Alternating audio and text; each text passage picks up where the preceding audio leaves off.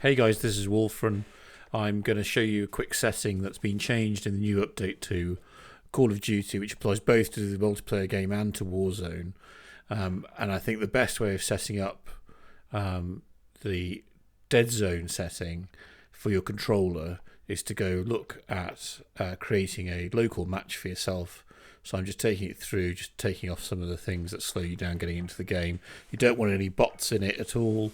It's so you can help you set up. Basically, this new setting can affect the way the controller, the sticks, react to your inputs.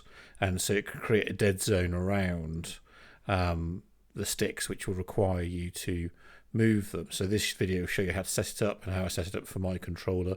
I'm using a bog standard PS4 controller, nothing special about it, and it's relevant because you may get some stick drift. As you'll see, my controller has a very slight amount of stick drift in the settings, and so I need to adjust it. So the first thing you do is, once you're into the map, find yourself a nice straight wall. The door frame is what I used here to align your crosshairs to figure out whether you've got any stick drift and which setting's best for you.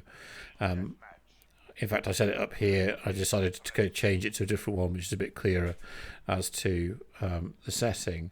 So as you can see, I line up the crosshairs to the door frame exactly. I'm not showing any stick drift. That'll be a movement. And of course I go into the wrong settings, but it's in the controller settings. There's the new Deadzone setting. It's already set up at 5.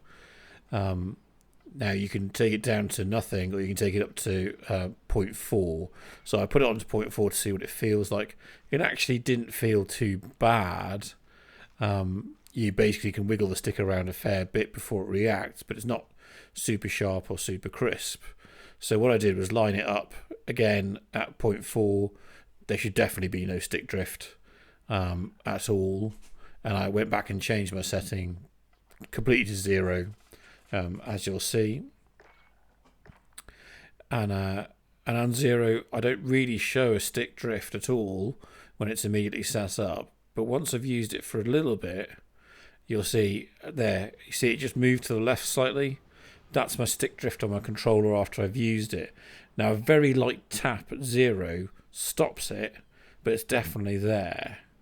And so, having decided it's definitely there, I was going to up it back actually to what the default setting is, 0.05. Wiggled it out around a bit more, put it back, lined it up, and this time I definitely wasn't getting any stick drift.